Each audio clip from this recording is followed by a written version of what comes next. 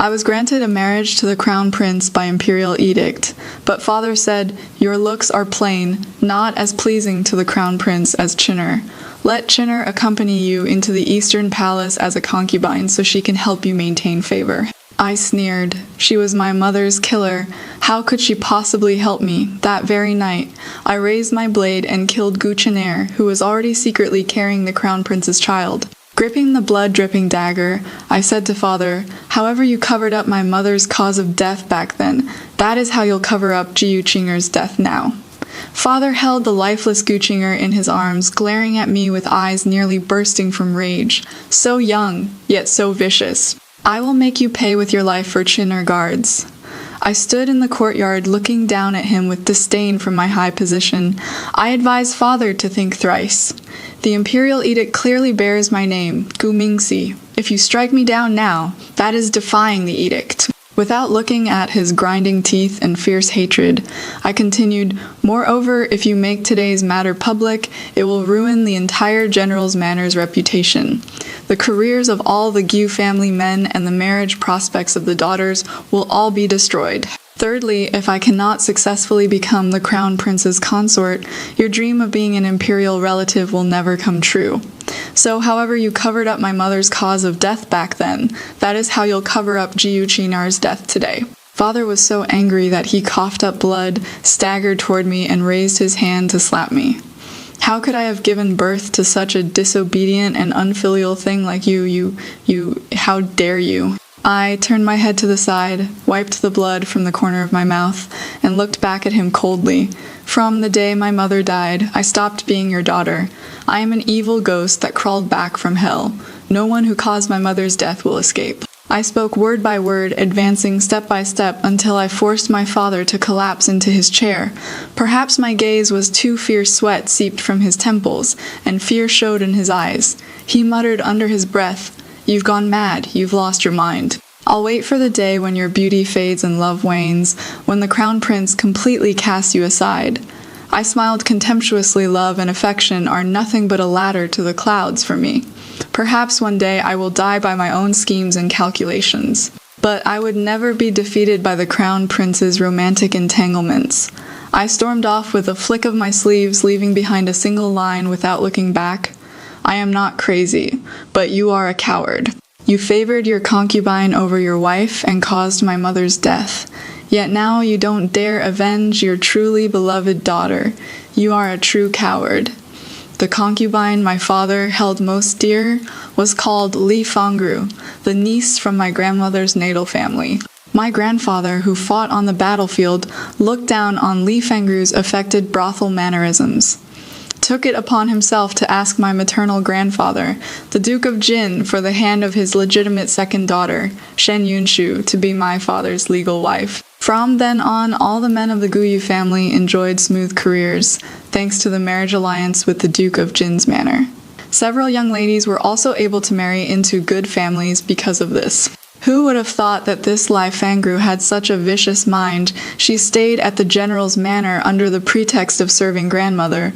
When my mother was 8 months pregnant with me, the manor physician said the pregnancy was unstable and she needed to rest quietly before delivery. Lai Fangru picked this exact moment to confess to mother, saying she not only had an affair with my father, but was also pregnant. She removed her hairpins and wore plain clothes, with her 4-month pregnant belly showing, disregarding her dignity as an official's daughter, kneeling in the courtyard begging mother for a legitimate status. The facade of marital love was torn apart, and the sisterly bond became a joke. Mother was so angry it affected her pregnancy, and she gave birth a month early. Grandfather and maternal grandfather rode through the night from the palace to bring back the Imperial Medical Department's gynecology master, barely managing to save my mother's life.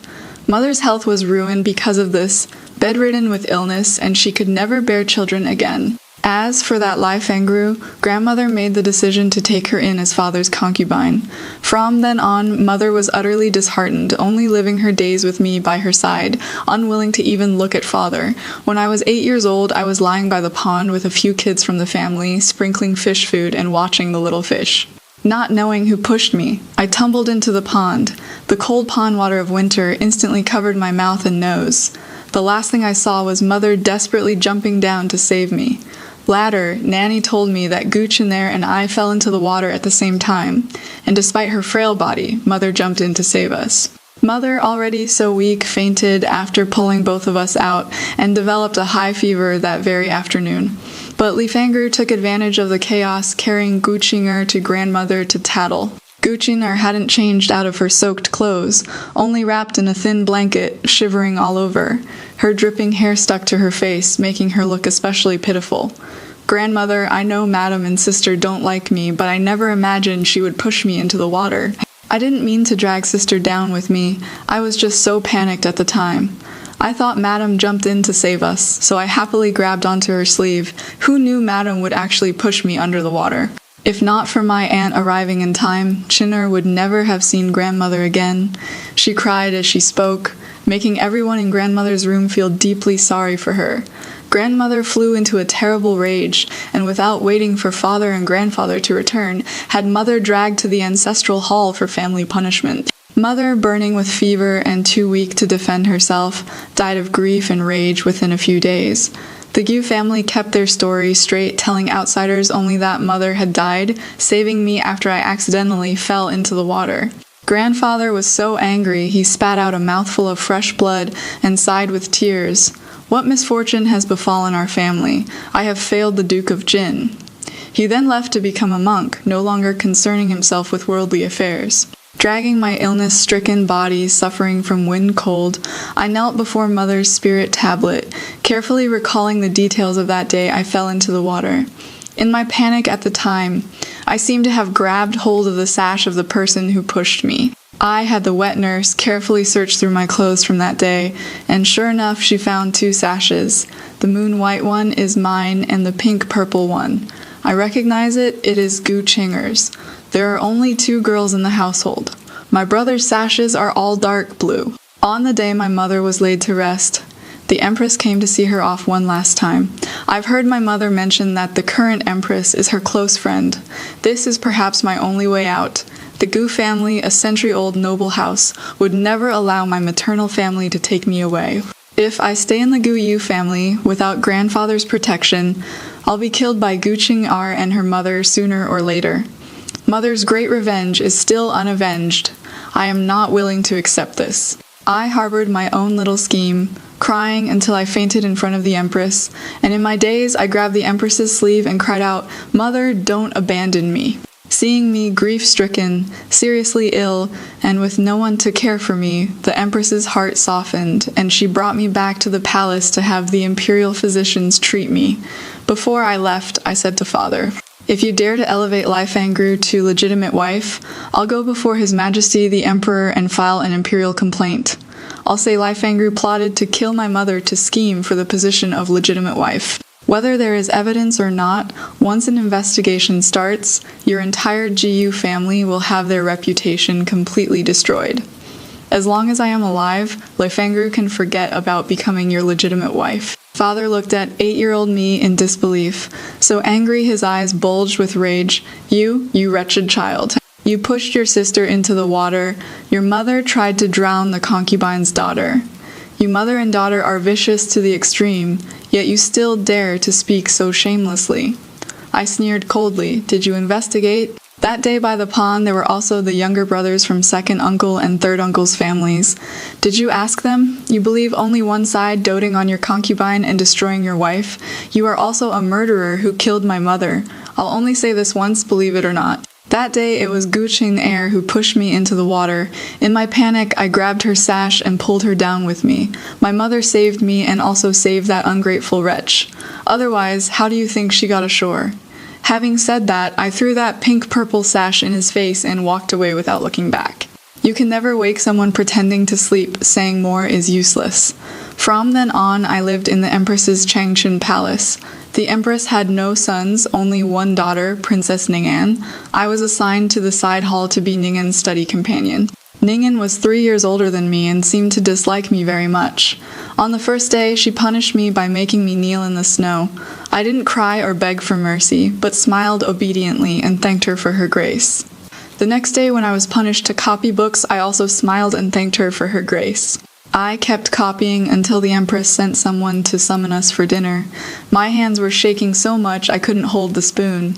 After asking the nanny, the Empress scolded Ning'an. I hastily knelt down and kowtowed. It was this subject who knocked over the inkstone and stained the princess's calligraphy. That is why I was punished. The Empress's scolding paused, and she looked at me. Ning'an also bit her lower lip and looked at me. The Empress sighed and said to Ning'an, "Mingxi is not a palace servant. She is the study companion Mother has chosen for you, the granddaughter of Commander Jiyu. Her mother is even my close friend. You must not be rude in the future." Ning'an still snorted lightly in defiance. Seeing Ning'an bully me, the other princes and princesses also treated me poorly to curry favor with the legitimate princess. I was doused with cold water by the second prince, but I didn't cry. I curtsied to him with dignity. I had my textbook torn up by the fourth princess's maid, but I didn't make a fuss. I curtsied to the princess with dignity until the fifth prince threw a hornet's nest at me. The nest burst open, and the mindless bees scattered in all directions, with some flying straight toward Ning'an. I knew my chance had come. I took off my cloak and wrapped Ning'an up tightly, then shielded her with my body. I struggled to guide her to safety. With my face swollen like a pig's head from bee stings, I escorted the unscathed Princess Ning'an back to Changchun Palace. I fainted before I could even kowtow to the Empress. When I woke up, the Empress was gently applying ointment to my wounds with a warm expression. Seeing that I had awakened, she held my relatively intact left hand and said, "Good child, thanks to you today, Ning'an is safe and sound." With a face full of guilt, I crawled up and knelt on the ground, kowtowing, "Her Majesty the Empress, please forgive me." It was this subject who provoked the bees, implicating the princess in this undeserved disaster. "Please punish me, Your Majesty." The Empress helped me up and smiled gently at me. "Hurry and get up to rest. These days you've been with Ning'an, you've suffered grievances. Ning'an is just a bit willful, but she is not bad at heart, don't resent her." As she spoke, she glanced at Princess Ning'an sitting to the side. The princess pouted indignantly. It was clearly Little Five who threw the beehive. How did it become me making her suffer grievances? "The princess treats me very well, Your Majesty. Please rest assured." The Empress gently patted the back of my hand. "You are really someone who can keep her composure. Good child, in the palace study well with the tutors and nannies and you'll have your own fortune in the future." Turning her head to Ning'an, she said, "Her mother just passed away. Her heart is full of grief. Treat her better." Ning'an still let out a light snort, but the contempt in her eyes was already gone. From that day on, my days became much easier. Ning'an no longer punished me at will, and even helped me intimidate the other princes who wanted to bully me. His Majesty the Emperor doesn't have many heirs, so he values each one greatly. All princesses are allowed to study together with the princes. I attend upon Ning'an going in and out of the academy, listening to the words of various schools of thought, learning the way of governing the country, practicing the techniques of controlling subordinates. Ning'an doesn't like listening to these things, but she loves showing off and being admired by everyone. So all her coursework and policy essays are ghostwritten by me. My essays earned her praise from the Grand Tutor and favor from His Majesty the Emperor. As for my own assignments, I hide my talents and keep a low profile, staying moderate and conventional. The Empress is perceptive and can tell at a glance that Ning'an's essays are from my hand. After reading my essays, she appreciates me even more. She specially ordered someone to set aside a small study for me to review books and practice calligraphy. In my interactions with Ning'an, I don't just blindly comply and cater to her. When encountering inappropriate matters, I also step forward and desperately try to stop her. Even if it offends her and I get punished by her, I won't change my original intention of protecting her. Ning'an is not stupid. Whenever she reflects afterward, she always remembers my good intentions.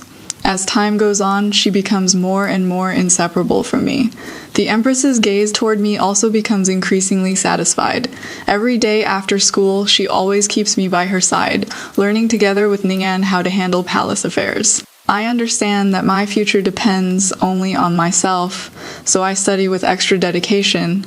As we grow older, the Empress still hasn't given birth to a legitimate son. The imperial physician diagnosed that the empress once suffered severe injuries saving His Majesty, the emperor, and due to years of exhausting work, at her current age, the possibility of bearing children is slim. The candidate for crown prince could only be chosen from among the princes born of concubines. While admiring flowers with Ning'an and me, the empress asked casually, among all the princes, if we were to choose one to be educated at Changchun Palace, which brother does Ning'er like? Ning'an pinned a bright red flower on top of my head, fiddling with it carefully. She said absently to the empress, "The third one is great, obedient, and sweet-tongued." The third prince, Xiao Changyi, appeared quiet and refined, seemingly compliant and easy to control, but his policy essays showed unique insights and undisguised brilliance. Moreover, he had thin calluses on the tiger's mouth of both hands, likely from martial arts practice, and his eyes always gleamed with a burning light. He wouldn't be as easy to control as he appeared on the surface. The empress turned to me and asked, "What does Mingxi think?" I removed that garish big red flower and bowed respectfully to the empress. All the princes are outstanding talents, each with their own merits. Whichever one is fortunate enough to receive your guidance will surely have boundless prospects. The empress smiled and shook her head. Sometimes I wish you could be like Ning'an, growing up innocent and carefree. You don't have to be so thoughtful and considerate of everything. In the following days, the imperial consorts who had sons all brought their children along with generous gifts to visit Changchun Palace. Everyone understood in their hearts that whoever was chosen for Changchun Palace would be the future heir apparent. Every day, Ning'an smugly collected piles of gifts, then ran over to show off in front of me. Her smile was as radiant as a little sun, dazzling, brilliant, making others envious. I feigned illness and hid in the small study to read, not even going to school anymore. I didn't care who became crown prince, nor did I want to get caught up in it or be courted by anyone. As long as I remained the empress's chosen candidate for that position, nothing else mattered. Later, the second Prince Xiao Changjun came to Changchun Palace. Xiao Changjun's birth mother was consort Di of the Yi clan, the empress's cousin from the same clan. Xiao Changjun himself was blessed with fine looks. Despite his young age, he already had striking brows and eyes, with an upright bearing. It was just a pity that he had nothing remarkable in either scholarship or martial arts. What worked in his favor was that he was still young, possessed a rare composure, and was willing to work diligently and make progress. During his first 2 years at Changchun Palace, he was quite favored by the empress. The empress intentionally or unintentionally had me spend more time with Xiao Changjun, so I often discussed coursework with him and debated current affairs. The year Princess Ning'an came of age, the empress held a spring flower viewing banquet. The intention was to select a consort for Ning'an, so at the banquet, young sons and daughters of all the great noble families were brought by their elders to attend. My grandmother brought Gu Qing'er. 12-year-old Gu Qing'er was the spitting image of her mother, just in miniature. Her figure was willowy, her hair styled seductively, and she was supported by maidservants as if delicate and frail like a willow swaying in the wind. Among all the dignified young ladies of official families, she stood out exceptionally. So much so that the moment Xiao Changjun entered, his eyes were glued to her. I watched coldly and took a sip of snow-crested verdant tea. My line of sight was suddenly cut off by a folding fan. Xiao Changyi withdrew his fan and stood beside me, saying, "That delicate young lady is your concubine-born younger sister. Pretty impressive for someone so young." I turned to look at him. This was the only prince in the palace who had never bullied me.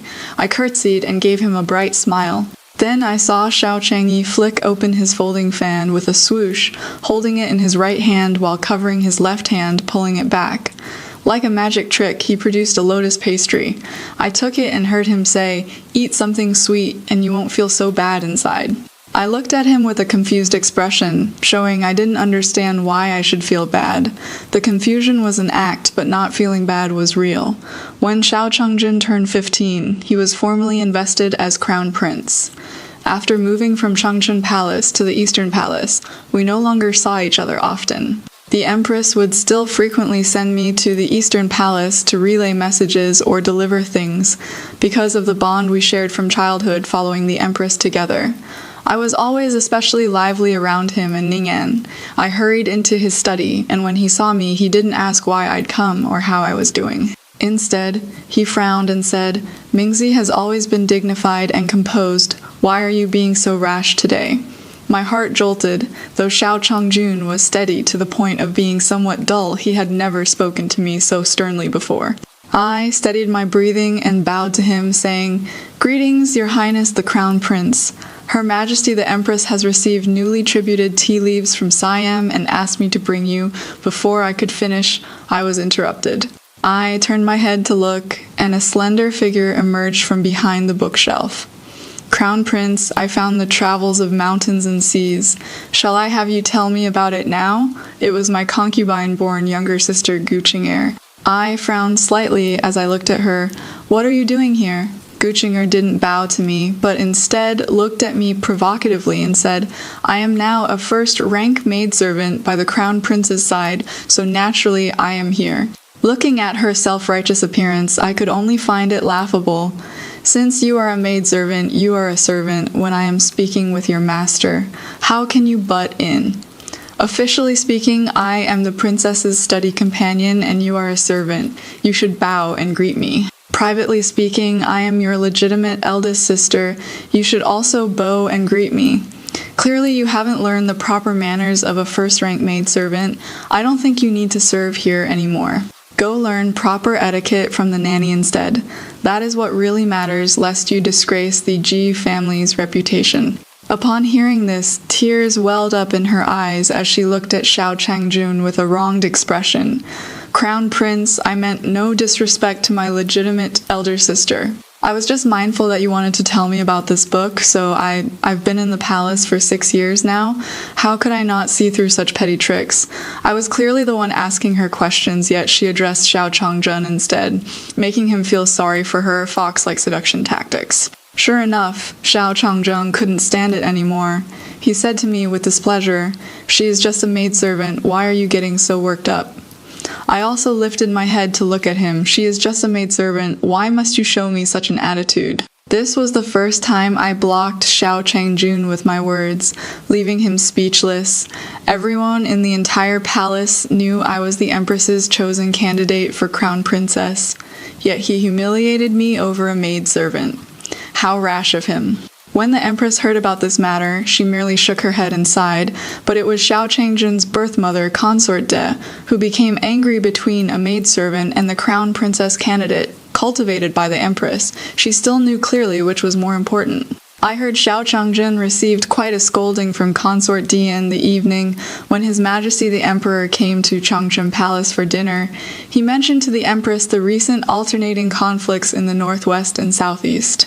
Now the court's military generals were sparse, and His Majesty the Emperor found it difficult to have commanders available. After thinking for a moment, the Empress took my hand and asked if I would be willing to go request my grandfather to come out of retirement. I knelt down and said, "The nation is in crisis. This subject's daughter is willing to go." His Majesty the Emperor raised his left hand slightly, indicating for me to rise. Commander Jiyu is not yet 60, and he is familiar with the northwestern battlefield. With him stationed in the northwest, I can be at ease. After saying this, he turned to the Empress again. "Changyi requested an imperial decree today to go to the front lines for training. I am having him conceal his identity and stay by Commander Gu's side. In recent years, Changyi's spearmanship has greatly improved, and he's always enjoyed studying military texts. After tempering himself on the battlefield, he will surely become a fierce general in the future." So Xiao Changyi practiced spear techniques. No wonder there were calluses on the tiger's mouth of both his hands. I heard His Majesty the Emperor continue, "In the southeast, though the conflict is small, it has dragged on for years with enormous consumption. We cannot let it continue. I plan to lead the expedition personally." The usually composed Empress was alarmed and hastily advised, "His Majesty the Emperor must reconsider. The southeast has miasma all year round and is extremely dangerous. Besides, the southeastern borderlands are merely petty states causing trouble. There is no major warfare. It is truly not worth the risk for a sovereign." Seeing the Emperor and Empress in a dilemma, I bowed and offered a plan. "This subject has an idea and humbly petitions to speak." I had someone bring out a map, pointed at the Lancang River and said, "The upper and middle reaches of the Lancang River are within our nation's borders. The lower reaches flow into the southeastern petty states. It is the lifeline river of the four nations of Kang, Zhao, Min, and Kun. We only need to build multiple reservoirs and dams in the middle reaches, divert the water, and then cut it off, gripping their lifeline. If they behave, we release water normally. If they don't behave, during droughts, we store water, leaving them unable to grow a blade of grass. During floods, we open the gates, submerging their entire territories." After listening, His Majesty the Emperor looked me over incredulously for a moment, then suddenly burst into hearty laughter. "Good, what an excellent plan that solves the problem once and for all. Truly worthy of someone raised by the Empress. Reward her handsomely." I knelt to express my gratitude. This subject wishes to exchange this reward for a favor, and humbly asks His Majesty the Emperor to grant it. "My mother has been gone for 6 years, and father has never remarried. Your daughter has not been by father's side all these years to fulfill my filial duties, and I am truly worried that father has no one to care for him. I humbly beseech His Majesty the Emperor to grant father a marriage. Of course, I know father hasn't remarried all these years because of Lai Fengru, but what I want to know more is, in his heart, which is more important, his career, or Lai Fengru. When the imperial edict of the arranged marriage was delivered to the general's manor, I went along with the edict delivering official. Looking down from above at grandmother, father, and Lai Fengru kneeling before me, I felt so much better inside. When Lai Fengru heard that His Majesty the Emperor was granting father a marriage, all color instantly drained from her face, and she glared at me with hatred. I curled my lips at her. "Concubine Li, you must put your heart into the preparations. You absolutely must let father marry the new wife into our home in grand style. Don't lose face for the general's manor. I want her to watch helplessly as the position of legitimate wife falls to another. I want all her scheming over the past decade and more to come to nothing. I want Lai Fengru's name to never be written into the Jiyu family genealogy, never be placed in the Jiyu family's ancestral hall." With that said, I flicked my sleeves and left. It was still early, so I brought my attendants and first went to the fragrant fried food shop in the east of the city to buy grandfather's favorite deep-fried small yellow croakers. Then I went to the Plum Fragrance Tavern in the south of the city to get some of grandfather's favorite plum blossom wine. Then, filled with joy, I went to the Duke of Jin's manor. Even if I go ask grandfather to come out of retirement, it might not work. But over the years, grandfather has felt guilty toward maternal grandfather because of mother's death. Plus, the two of them had comradeship on the battlefield in their early years. If we ask maternal grandfather to persuade grandfather, it'll guarantee success, OMG. Did I really see that right? Is the Crown Prince's brain circuitry just back from outer space or what? His legitimate older sister straight up killed his darling, and he is still making Guqin our some first-class female attendant.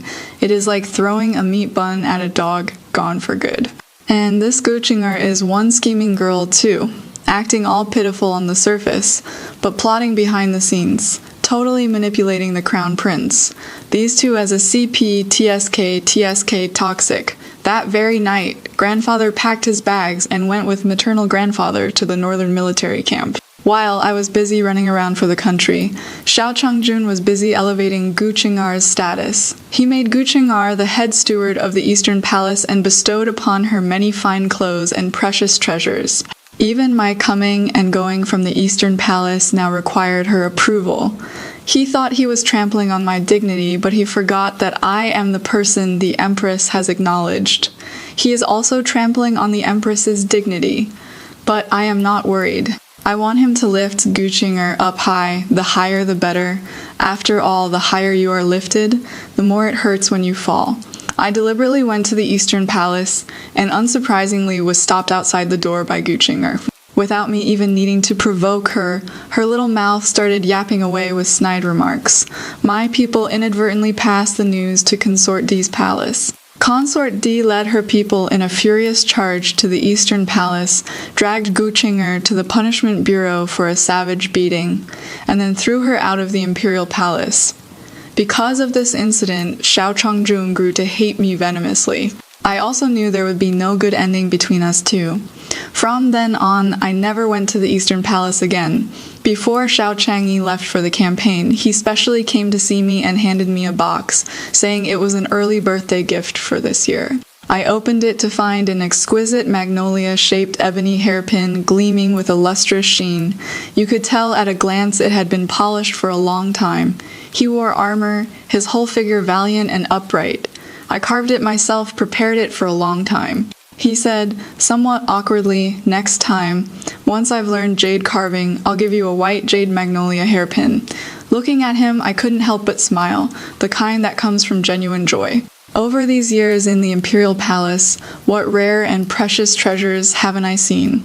Yet only this ebony hairpin let me feel such heartfelt sentiment. He was amused by me too, and said, take care of yourself, wait for me to come back and hang out with you. We'll go step in the snow at the highest point of the palace walls again.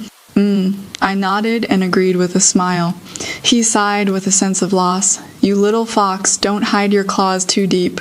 Show them when you need to. Concealing your abilities and playing dumb will sometimes make you suffer grievances. My nose suddenly felt a bit sour, my eyes a bit red. Xiao Changyi coaxed me with eyes full of heartache. Don't cry, don't cry. I heard that a couple days ago you punished a maid at the Eastern Palace. Very impressive. From now on, show that authority. Whoever makes you upset, you make them suffer. If you can't handle it, come find me. I'll help you. Such childish words, yet they made me laugh. He changed the subject and continued, stop going to the Eastern Palace from now on. The Crown Prince isn't right for you. He always puts on a stern face with you, never cares about your feelings, and now he is wronging you over some maid. He is not worth it. Samana will always fill the role of Crown Princess, but your peace and happiness cannot be replaced by anyone else. After 6 years, this was the first time I shed tears in the Imperial Palace. After Xiao Changyi left, the palace became busy. The Northwest needed military provisions and supplies for war. The Southeast needed money and manpower for water conservation projects. The Empress led us in reducing expenditures in all the palaces and organized the wives of officials in the capital city to mobilize donations of money and grain. The Crown Prince also followed His Majesty the Emperor in handling state affairs, so busy his feet barely touched the ground. As for noble consort D, she was busy showing off her authority as the Crown Prince's birth mother. Every day she strutted through the palaces dripping with jewels, and from time to time would invite me over for a short visit. Whenever I drank the pre-rain Longjing tea at her palace, I felt suffocated inside. And those frighteningly expensive pastries, I couldn't swallow a single bite. The Empress's palace now only serves ordinary green tea. She always says the Northwestern campaign has yet to gain the upper hand, and it will likely drag on for quite some time. In a few months when winter arrives, the consumption of provisions and clothing will be even greater. If we economize now, our soldiers can have enough to eat and stay warm. I still couldn't help but say, this plate of pastries from noble consort D cost 100 gold pieces, and it is gone after just one serving. Noble consort D acted as if she truly didn't understand my meaning, saying with a smile, Mingxi, you are being groomed by the Empress as the prospective crown princess consort.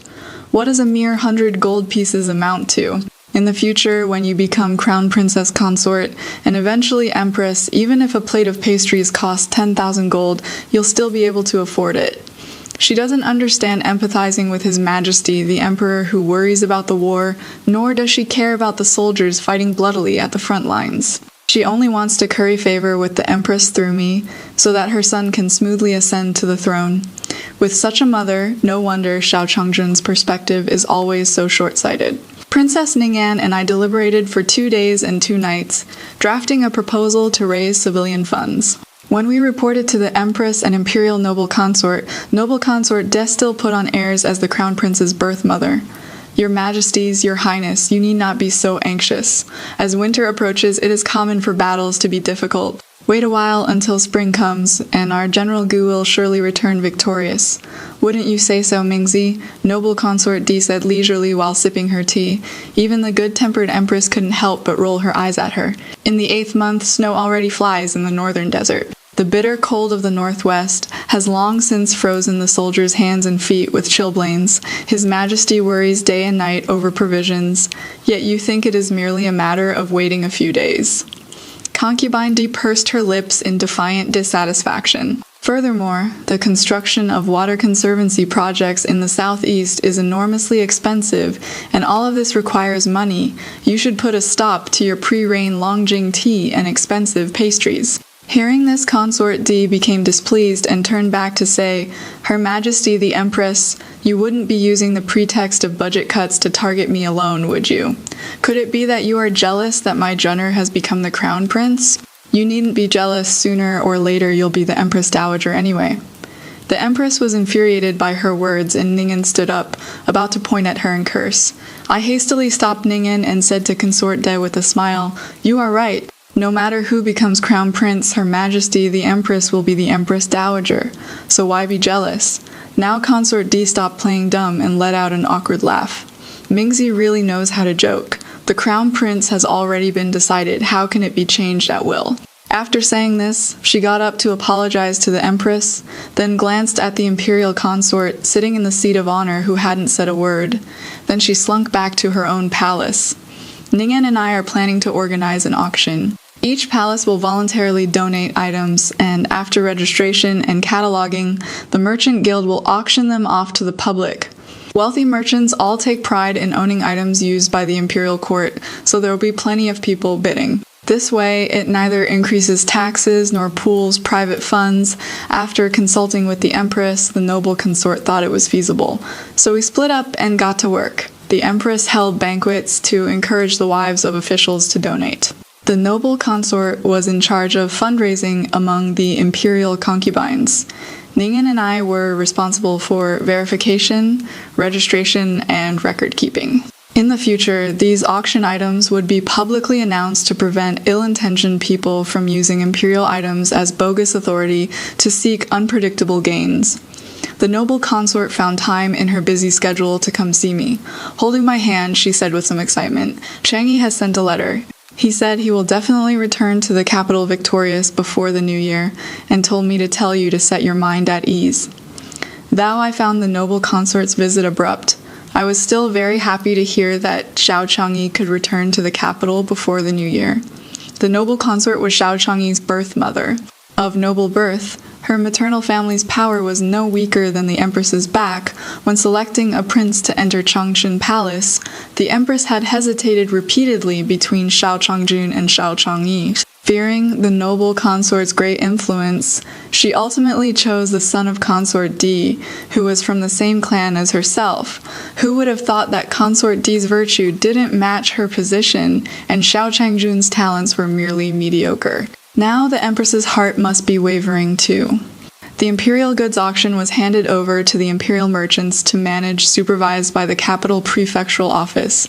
The auction results were unexpectedly good. Almost every item sold for amounts far exceeding their value. The state treasury quickly filled up, resolving His Majesty the Emperor's urgent crisis. Just as victory reports arrived from the northwest battlefield, the entire palace was filled with joy and celebration.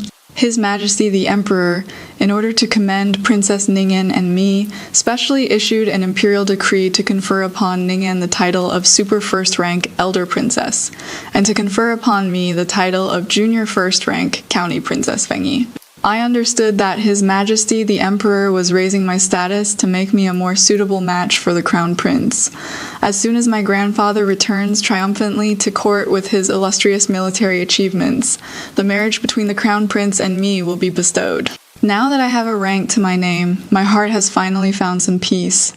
The first snow of winter quietly fell, and I stood on the palace wall gazing at the auspicious white scenery all around, leaving a trail of footprints, counting the days in anticipation, though I couldn't quite say what I was anticipating. Perhaps I was anticipating grandfather's triumphant return, so that my position as crown princess could be settled soon. Perhaps I was anticipating Xiao Changyi's early return. Turning around, a bright red cloak covered dark-colored armor. Xiao Changyi stood in the fierce wind, and even through the wind and snow I could feel the aura of slaughter emanating from him. He had darkened and grown much taller too. Standing before him, I had to crane my neck until it ached. He reached out to adjust my hood, his voice low as he said, "I am back." The flying snow blurred my vision, and I couldn't see his face clearly, only saying, "It is good that you are safe." We walked side by side, and he told me Commander Gyu and the main army are encamped outside the city, awaiting Father Emperor's summons. I was concerned about you and Mother Consort, so I returned to the palace first. I stopped in my tracks, not daring to look at him, and said, His Majesty the Emperor has granted me the title of princess. He has been clever since childhood, how could he not see through it? Do you want to become the Crown Prince's consort? He asked me in a trembling voice. I must become the Crown Prince's consort. I still didn't look at him. Then what if I compete for that position?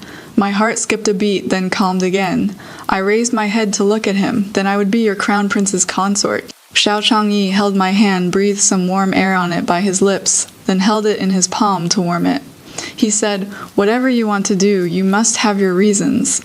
But I hope that no matter what you do, the person standing by your side is me. All these years I've always thought that as long as I could climb to the peak of power and personally destroy my enemies, it didn't matter who I married. But once there is someone in your heart you care about, how could it be the same no matter who you marry? Xiao Changyi escorted me back to Changchun Palace, and after paying respects to the Empress, hurried off to the Imperial Consort's palace. His eyes were bright, but his face haggard. He must have rushed back day and night without rest. Someone who could accurately find me the first moment entering the palace must be thinking of me regularly too. I suddenly didn't want to marry Xiao Changjun so much anymore. Ever since Gu Chenair was expelled from the palace, Xiao Changjun has been maintaining their connection. The old servant I left at the residence reported to me one by one about their secretly passed items and letters, even the number of times and locations they met privately. I made up my mind it was time to use this chess piece called Gu Chenair. I had people spread the news that His Majesty the Emperor would bestow a marriage between me and the Crown Prince. Xiao Changjun lived up to expectations and ran to Changchun Palace to kneel and beg the Empress. This son does not favor Princess Fengyi, so why should I delay the princess's youth? Moreover, Chinar is also General Gu's granddaughter, and our hearts are in harmony. I hope Mother Empress will grant us this. The Empress was so angry her face turned green. I was raised and taught by the Empress since childhood, and have rendered meritorious service by offering strategies to His Majesty the Emperor. Now I am a princess holding the golden seal and precious, while Gu Chenair is of concubine-born status, and once served as a slave in the Eastern Palace, with frivolous behavior and a terrible reputation. He compared Gu Chenair with me. This was no different from clamoring in front of the Empress's face. The person you carefully cultivated is worthless in my eyes. I just love eating shit, and I hope Mother Empress will grant this. The Empress was so angry her chest hurt, and she summoned Consort D to discipline her son.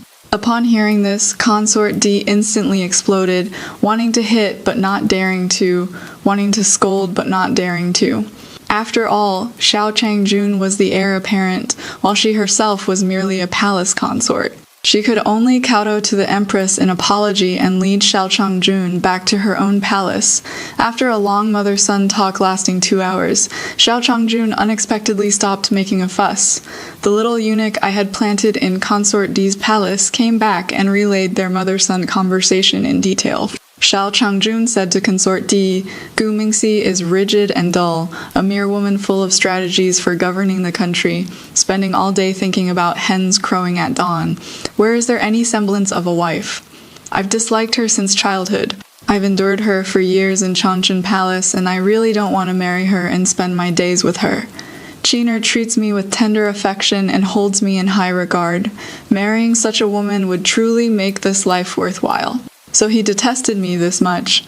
No wonder he changed his attitude toward me as soon as he entered the Eastern Palace. Consort D advised him that securing his position as Crown Prince was paramount. After all, his performance during court attendance had been mediocre, while the third Prince Xiao Changyi had just returned to court with distinguished military achievements. Mother and son discussed it and decided to marry me first. After, the principal consort entered the household. Consort D could then take in a secondary consort for him, and at that time bring Gu Chenair into the Eastern Palace. If Xiao Changjun truly disliked me, after ascending the throne in the future, he could find some pretext to demote me to commoner status and expel me from the Imperial Palace. What a fine performance of burning bridges after crossing the river. Since you are so unwilling to marry me, then don't be this crown prince. It seems it is time for Guqin heir to die.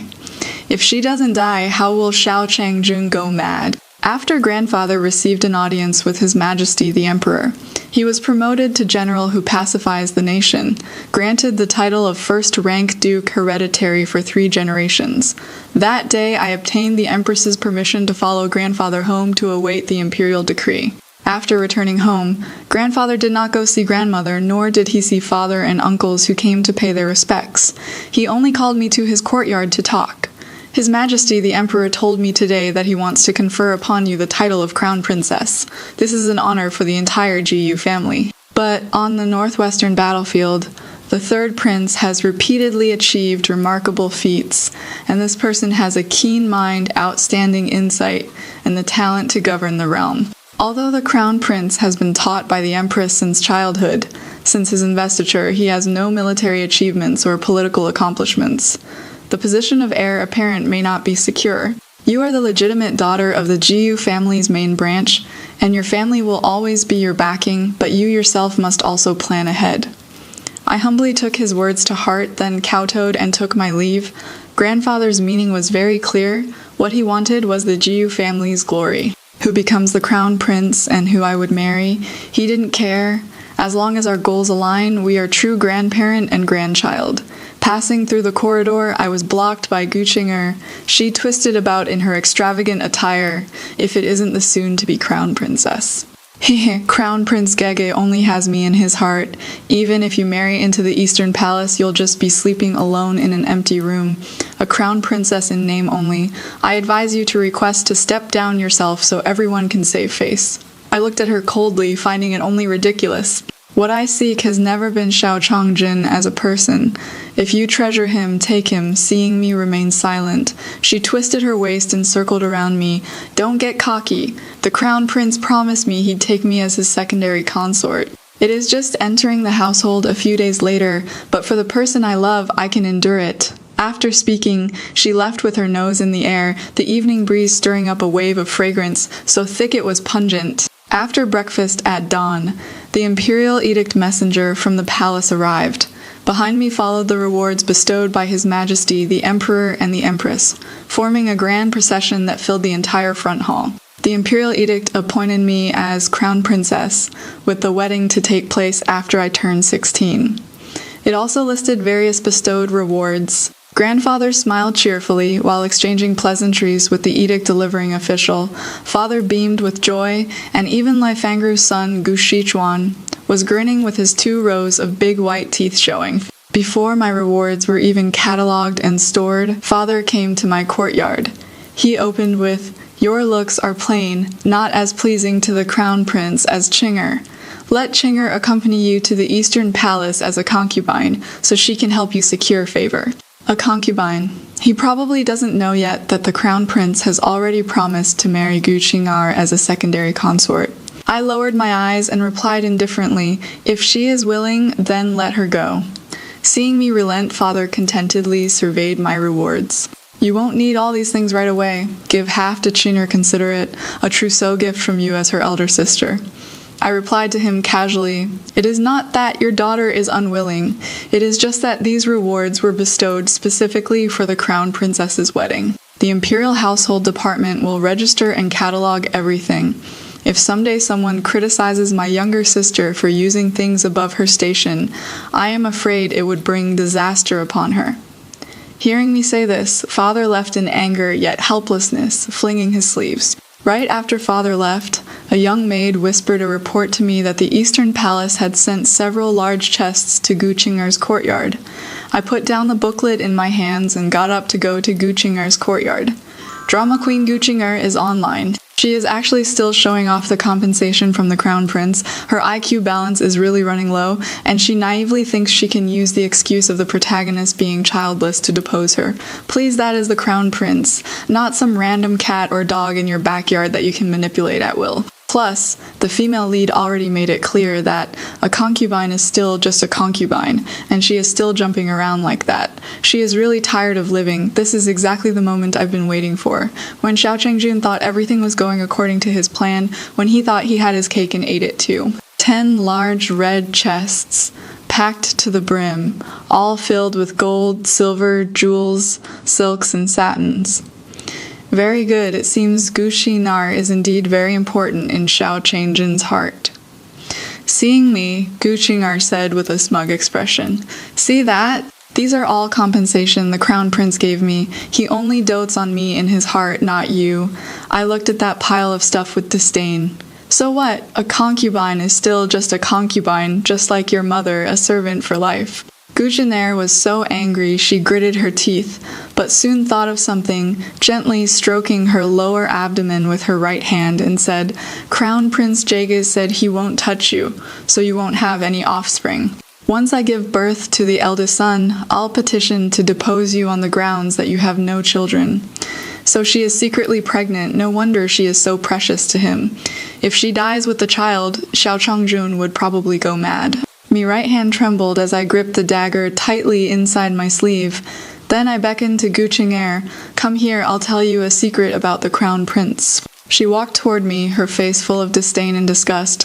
"What about the Crown Prince could I possibly not know?" "You are lying." My hand rose and the blade fell.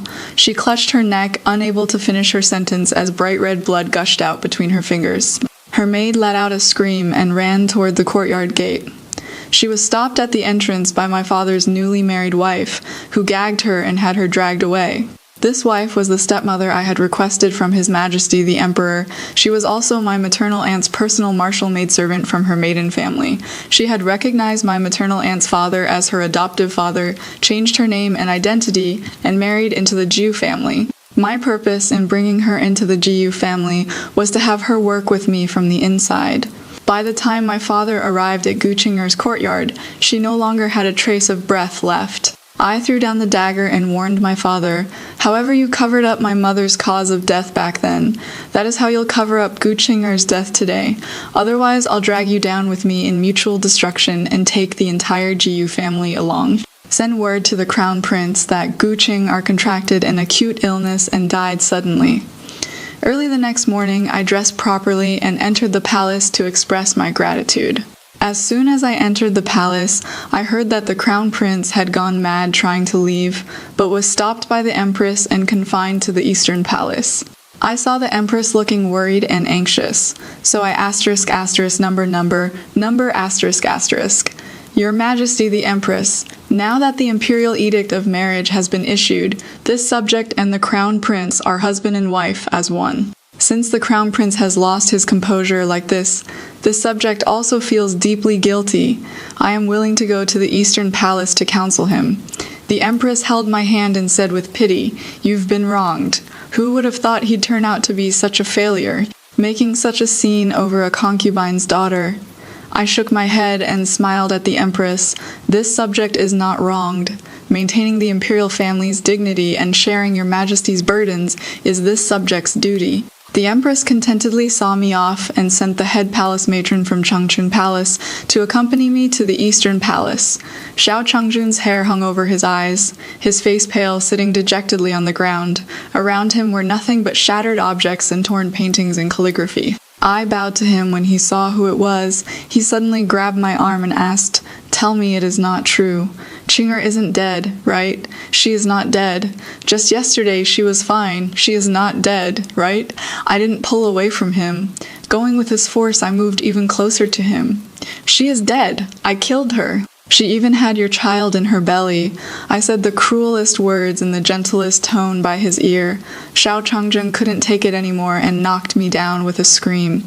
His eyes were blood red, veins bulging, wanting nothing more than to strangle my neck. "I'll kill you. I am going to kill you." When the nanny saw him going mad, she hurriedly called for people to rescue me. No one dared to lay hands on the Crown Prince, so they could only forcefully tear us apart. Under his relentless biting grip, I was nearly suffocated. By the time I was sent back to Changchun Palace, I was already unconscious. This time, His Majesty the Emperor was truly enraged. The day before, he had granted him a principal consort, and the very next day he tried to kill her. This was challenging imperial authority and despising heavenly might. In the imperial family, there are no fathers and sons, only rulers and subjects first. This alone was enough grounds to depose the heir apparent. What is more, my grandfather had just achieved illustrious military merits. My grandfather, maternal grandfather, and uncles at court all submitted memorials simultaneously, seeking justice for me. It was like putting His Majesty, the Emperor, on the fire to roast. Court officials also submitted memorials one after another, impeaching the crown prince for lacking virtue and requesting his deposition. I woke up the following afternoon. The imperial consort was watching over me and seeing me conscious. She quickly had someone bring medicine. While helping me drink the medicine, she said to me, "Chang'e is very worried about you. He cannot stay long in the inner palace, but he comes to see you every afternoon. Rest assured, he will not let you suffer this beating in vain." As she spoke, she wiped tears from the corners of her eyes. The imperial consort was, after all, of noble birth and favored by His Majesty the Emperor, having had smooth sailing for decades. Even as a mother, she retained an innocent and carefree disposition. By the time I left the palace, the edict deposing the crown prince had already been issued. Xiao Changjun was demoted to commoner status and permanently confined. To appease my maternal grandfather and grandfather, His Majesty the Emperor promoted me to a first-rank Ningyuan princess, bestowed upon me the princess's residence, and allowed me to establish my own household. After the crown prince was deposed, Xiao Chang'e became very busy. With heavy snow in the capital city, he was busy providing disaster relief for the snowstorm. As the year-end approached, he was busy arranging security deployments around the capital region. The water conservancy projects in the southeast lacked funds, so he was busy raising money. He worked himself to the bone, requesting transfers wherever there was a shortage. He didn't form factions or seek personal gain, just single-mindedly focused on getting things done. He always asked His Majesty the Emperor for instructions first on everything and reported on every matter. I understood he was working hard to fulfill his promise of making me the crown princess. However, he still came to the princess's residence every day to show his face. Sometimes entering through the front gate, sometimes climbing over the side wall, sometimes bringing little trinkets, sometimes bringing peculiar foods. The next time I heard news of Xiao Changjun, it was word from the palace of his death. Palace servants reported that the deposed crown prince had lost his mind, burning things in his room all day and not letting anyone near. At night, due to excessive charcoal fire in the room, he died from toxic gas poisoning and asphyxiation. I looked at Xiao Chang'e playing with plum blossoms in the hall and asked him, "Did you do it?" He didn't answer, just took my hand warmer, added a piece of silver-threaded charcoal. When he handed it back to me, he said, "No one can hurt you." After spring began, the court was busy with major agricultural matters like mulberry and hemp cultivation. Xiao Chang'e petitioned to go to the southeast. Until the reservoir dam was completed, the southeast border defense remained in constant turmoil of war. This trip would last a whole year. During this year, Ningen and I established a girls' school in the capital city and opened a charity hall to shelter homeless young children. We were also busy running around with no time to spare. Xiao Chang'e's letters had already filled 2 entire boxes. He was now pure and upright like a bright moon and clear wind, bright and upstanding like a pine tree. I clutched the hatred in my heart, striving to conceal my own darkness. I hoped that one day I could stand beside him openly and honorably, but things didn't go as hoped. My father came looking for me, begging me to spare his son, Gu Shichuan. Gu Shichuan had already been locked up in the Ministry of Justice prison for half a month.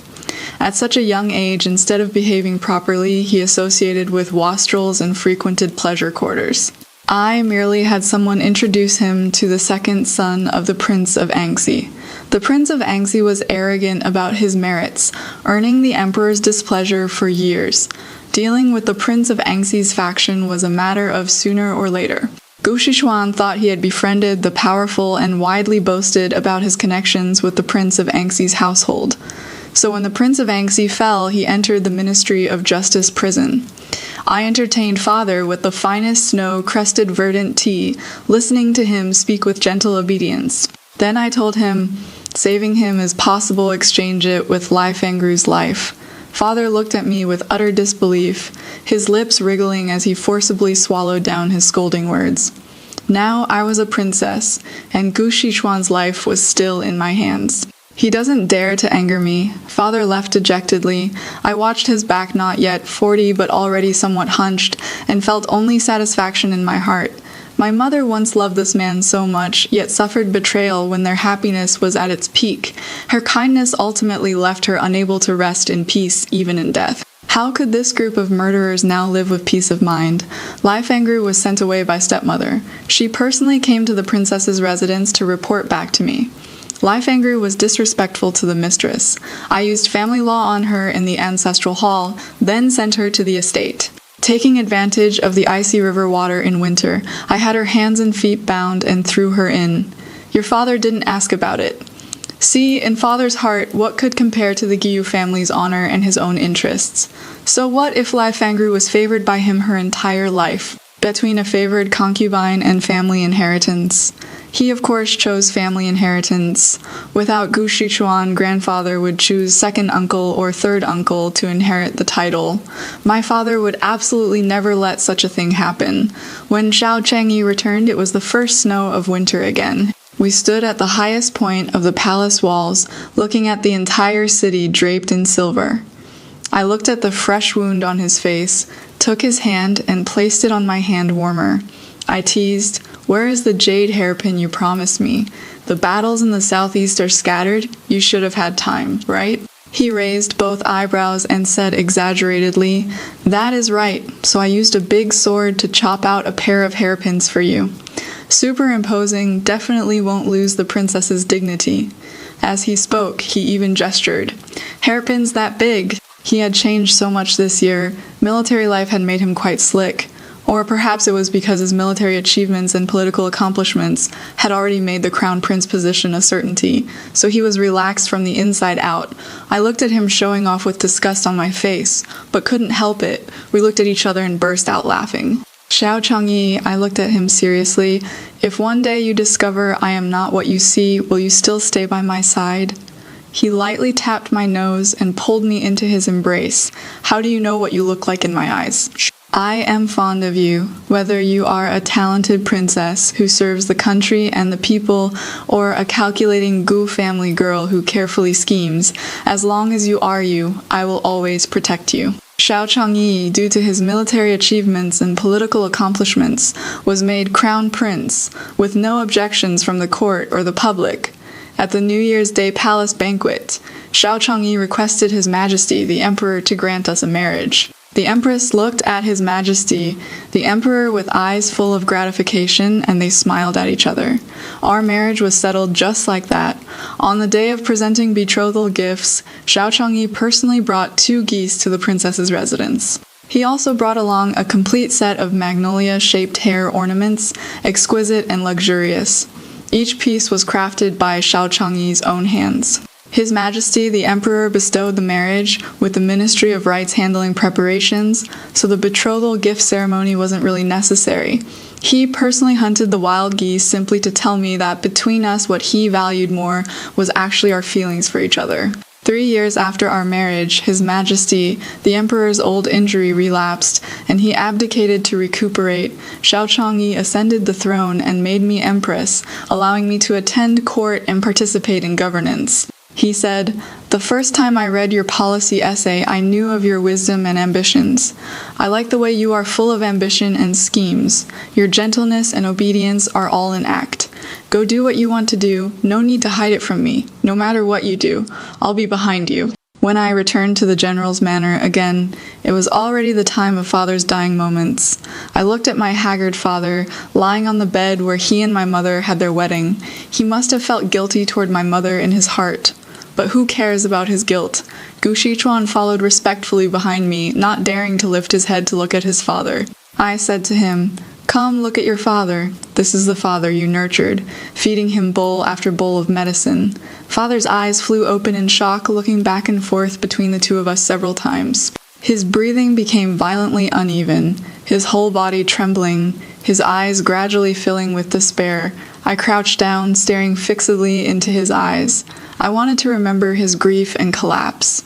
Back then, my mother drew her last breath on this very bed, filled with such unwillingness and helplessness. She held my hand, calling out over and over, "My little she is still so young. What will happen to her from now on? Little Mingxi, you must live well. You must take good care of yourself." Her panicked tears fell onto my arm. I watched as her breath gradually faded, her body growing stiff. I frantically clutched Mother's hand, crying out, "Mother, don't go, I am scared. Shir's heart hurts so much. I am so sad. Heaven wouldn't take pity on us mother and daughter because of my fear, wouldn't let Mother stay." Now with faces overlapping, I also grasped Father's hand. "Father, you owe Mother her life, and today I've come to collect it. Power really is a wonderful thing. No wonder you could abandon the woman you loved most for the sake of power. Look, now that I hold power in my hands, I can make your son work for me. Back when Mother loved you most, you betrayed her. Today, I'll also let you know what it feels like to be betrayed by the son you cherished most." Having said that, I raised my hand to close his eyes, watching him clench his jaw tight as he died in anger and unwillingness. Because of my mother's death, Grandmother was cast aside by Grandfather, and for years they lived in separate courtyards. After I killed Guchinar, Grandfather sent Grandmother to the estate. Grandfather knew I would avenge Mother. As long as it didn't harm the family's honor, he wouldn't intervene. Sending Grandmother away was also meant to preserve her life. But how could I be willing to accept this? It was she who ordered the family punishment on Mother. It was she who beat Mother to death. I dismissed all the people on the estate and visited Grandmother alone. When she saw me, she lunged at me. "You wretched creature, I'll beat you to death." I pushed her to the ground for Guchinar and Li Fangru.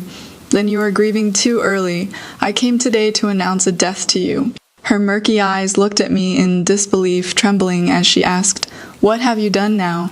"It is not what I've done. It is what your most beloved grandson Gu Shishuan has done." I crouched down, savoring her expression. "Your most beloved grandson killed your biological son. Number." "It can't be," she screamed in disbelief. I watched her wail and scream coldly, with no intention of sparing her. I continued to provoke her. "Your beloved niece was killed by your son. Your beloved son was killed by your grandson. Tell me, isn't this retribution? All of this is because of you. You are the one who killed them. You are the murderer. In the dead of night, their ghosts will come to claim your life." She retreated a step, and I followed closely, cornering her against the wall with nowhere to escape. I didn't kill her with my own hands. I left her alone, curled up in the corner, crying in grief for her loved ones. This estate was completely deserted for miles around. Let her spend the rest of her miserable life alone in this desolate wilderness. Maybe at midnight, her relatives will come back to keep her company. Or perhaps what comes to keep her company are the jackals, wolves, tigers, and leopards of the wilderness. Since my mother passed away, I've lived my life in constant fear and trepidation, scheming and calculating every single day. Only Xiao Changyi treated me with complete sincerity. I accompanied him through 40 years of storms and hardships, and he would always say with a smile that every strand of my hair was filled with schemes. The imperial concubines in the harem gradually lost their desire to compete for favor. Everyone realized that currying favor with His Majesty, the Emperor, brought less benefits to their families than cozying up to the Empress. Without actual benefits, who would still be willing to rack their brains fighting for someone who could never love them. This even influenced all the princes to be harmonious with each other. When the time came for senior ministers to urge the establishment of an heir, everyone silently took a step back. Using the pretext of establishing the legitimate eldest son, they put forward the eldest who couldn't find a reason to decline. Xiao Changyi took me to the carefree manor left behind by the retired emperor. He said that in one's lifetime, one must live a few days carefree and without worries.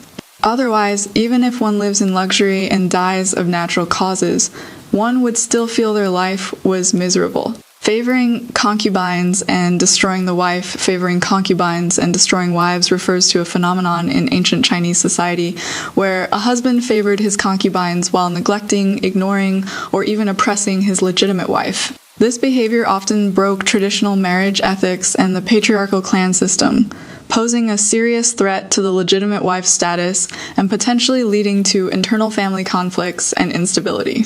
In many literary works, favoring concubines and destroying wives is one of the important causes of family decline and tragic events.